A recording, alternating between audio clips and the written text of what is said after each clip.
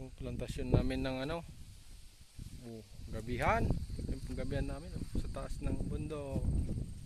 Wow, ayun na yung ulan.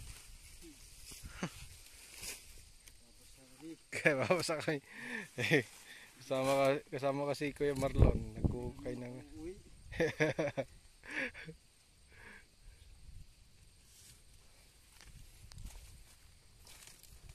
Ay, tatanggalin lang yung ano niya.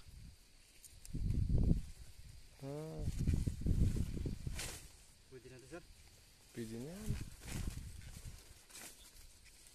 Parang naman, sir, matikman mo yung gabi ko.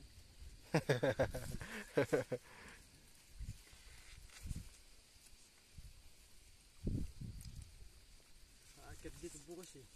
Sino? Yung gusto ko. Haharbisin na da.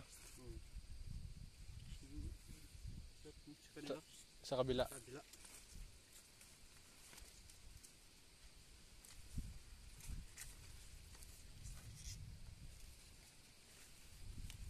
Lang natin mamaya dun, sir, sa tubig. Tanggalin mo na yung ano niya. Dahon niya.